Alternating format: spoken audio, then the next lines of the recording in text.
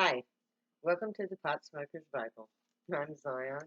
I'm the author of the Pot Smoker's Bible, and I'm your hostess. And the Pot Smoker's Bible also has the Book of Zion, which is the book of prophecy from um, Israel. And today's episode is the part one of chapter five and of the Pot Smoker's Bible, which is chapter three of the Book of Zion. And it's called The Lord Speaks. So, this chapter is about the testimony of the prophets as the voice of God. It introduces God on a personal level. God speaks of his knowledge and abilities and compares that to the human concept of God. It also introduces Jesus. It explains Jesus' true role in the prophecy. It also introduces the idol which bears his image. The first part of this chapter is spoken in the voice of the prophets. It represents not only the prophet Zion, but also the ancient prophets, especially Isaiah, who was the first to volunteer to speak to humanity on God's behalf. The prophets volunteer to be God's voice on earth. We are told that these prophets are trained from youth to both hear God's voice and to speak that message to their charges, the human race. Their job is crucial to the cause of both God and man. They are interpreters and teachers who are chosen and volunteer. Prophets take on the job by volunteering of their own free will. They are a living link between God and humanity. The reason there is a need for prophets isn't written in the prophecy. I'm told that the Grey are telepathic. They haven't used their voices in recorded history. All of their language is in a thought form. It is not possible for humans to learn their language, and unless the key nutrient necessary for telepathy is present in the human brain, then telepathic communication is not possible. The first pre-flood civilization of humanity were telepathic.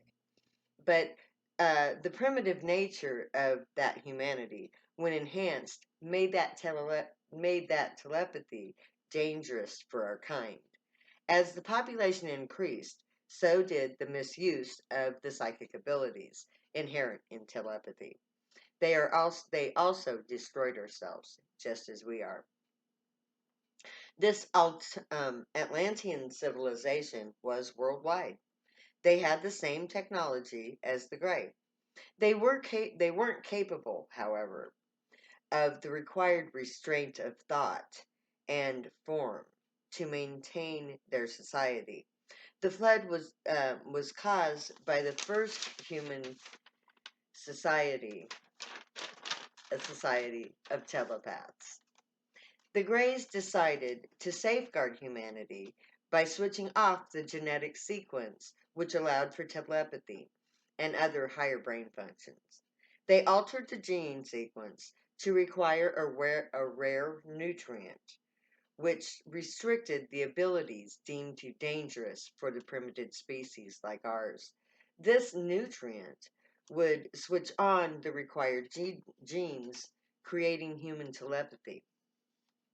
This would ensure that only a chosen few would have the dangerous abilities.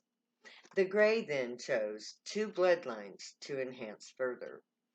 One bloodline was Abraham's, the other was a priesthood, which was not so much a single family, but holy men and women who would use the rare nutrient and other similar nutrients to activate the dormant genes. This second bloodline is the so-called bloodline of Zion. Since the Great Flood, these two human groups have carried the burden of prophecy. They have been the human link between the vocal humans and the telepathic Greys. Until the human race evolves into a truly telepathic race, there will always be a need for a priesthood of human telepaths.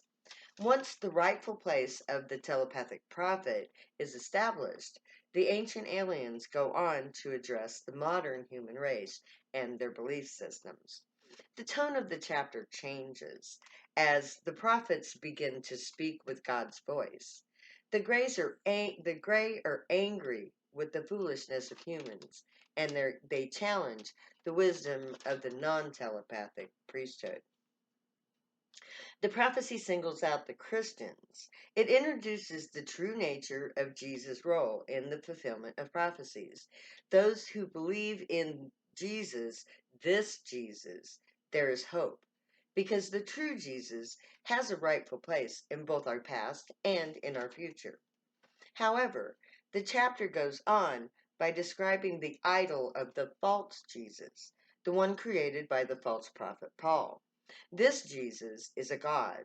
He is a scapegoat for all who sin, a free ride to heaven. This is not the true Jesus. This Jesus is false, an idol, a lie. The Grey challenged the Christian church to prove their claims of a divine Jesus. They remind the idol worshippers that Israel had been chosen. The challenge given to the Christian church is a series of questions with God's rebuttal, written in scalding terms. The Grey clearly do not like the Christians. The chapter closes by foretelling the fate of Jerusalem. It um, it predicts the chaos and turmoil caused by the interplay of the Hebrew-based religions, Islam, Christianity, and Judaism. It says that all who look to Jerusalem for holy zeal will pay the price for that act. Jerusalem was the site of the failed Hebrew priesthood. The Jewish people lost their place of highest honor when they rejected the Grey as their leaders. The bloodline of Israel was always intended as a continual link between the God and humanity. But the family rejected that right, and their history is the result of that failure. Jerusalem, as the heart of Israel, reflects that failure. It is a cursed place. And so ends part 1 of chapter 5 of the Pot Smoker's Bible, which is chapter 3 of the Book of Zion. I will see you next time. You have a good one.